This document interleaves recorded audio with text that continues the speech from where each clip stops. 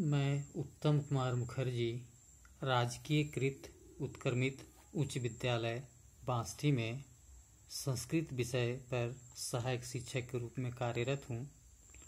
आज मैं कक्षा 6 के बच्चों को संस्कृत बताऊंगा। झारखंड सरकार के द्वारा कक्षा 6 से संस्कृत की पढ़ाई शुरू की गई है। प्रथम पाठ में कक्षा 6 के छात्रों के लिए शब्द बोध बताया गया है। आज मैं बच्चों को वर्ण परिचय इस विषय पर बताऊंगा।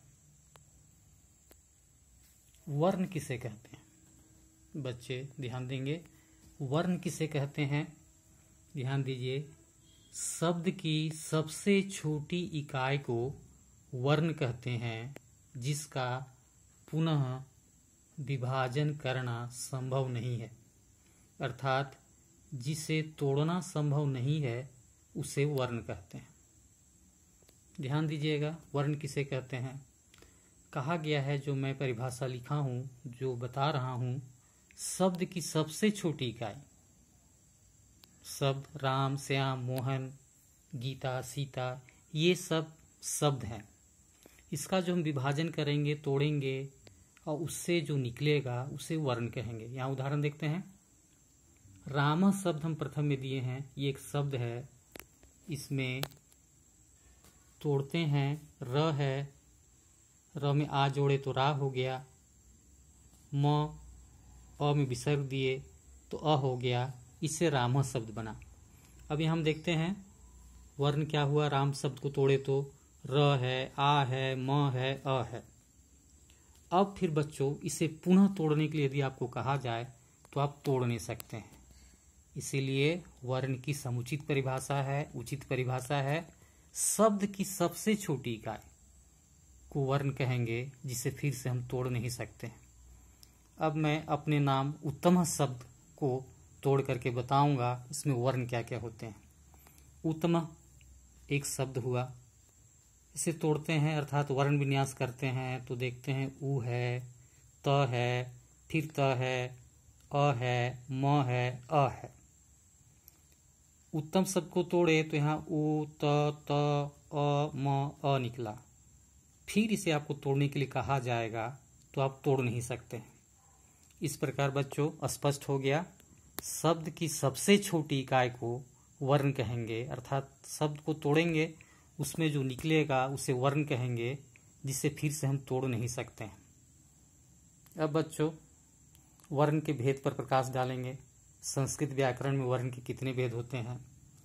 संस्कृत व्याकरण में वर्ण के दो भेद किए गए हैं।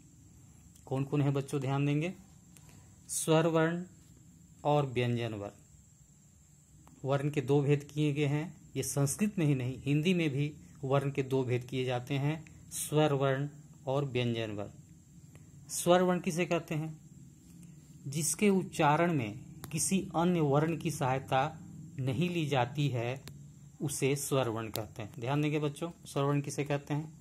जिसका उच्चारण, जिस वर्ण का हम उच्चारण करते हैं, उसमें यदि किसी अन्य वर्ण की सहायता नहीं ली जाती है तो उसे स्वर वर्ण कहेंगे। उदाहरण देखें।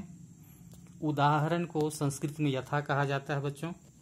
अब देखिए इसमें क्या है, अ, आ, ह्रस्व ई, दीर्घ ई। अब हम अ का उच्चारण करते हैं तो अ में कहीं क, ख, ग नहीं है। आ में भी स्वतः उच्चारण हो रहा है, ह्रस्व ई भी स्वतः उच्चारण हो रहा है, दीर्घ ई भी स्वतः उच्चारण हो रहा है।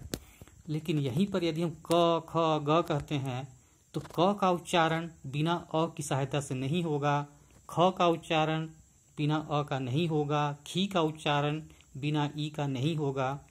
लेकिन अ, आ, ई, उ इनका उच्चारण स्वतः होता है, इसलिए इसे स्वर वर्ण कहेंगे।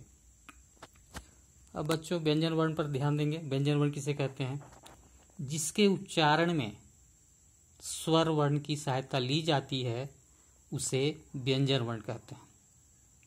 अर्थात जिस वर्ण का हम उच्चारण करते हैं उसका उच्चारण खुद ना हो, किसी अन्य वर्ण की सहायता अर्थात स्वर वर्ण की सहायता ली जाती है तो उसे व्यंजन वर्ण कहेंगे। उदाहरण में देखते हैं, यथा में देखते हैं, क्या देखते हैं? क, ख, ग, घ आदि। क का उच्चारण करते हैं तो क में अ संयुक्त है, अ स्वर वर्ण है। बिना अ के हम क का उच्चारण नहीं कर सकते हैं। ख का उच्चारण करते हैं तो इसमें भी अ है, बिना अ का उच्चारण हम नहीं कर सकते हैं। ग का उच्चारण कर रहे हैं तो इसमें भी अ है, बिना अ का उच्चारण हम नहीं कर सकते हैं। घ का उच्चारण कर रहे हैं तो इसमें भी अ है, बिना अ का उच्चारण हम नहीं कर सकते हैं। इस प्रकार बच्चों स्पष्ट होता है स्वर वर्ण जिसका उच्चारण खुद हो, स्वतः हो, जिसमें किसी अन्य वर्ण की सहायता नहीं ली जाती है, उसे स्वर वर्ण कहेंगे।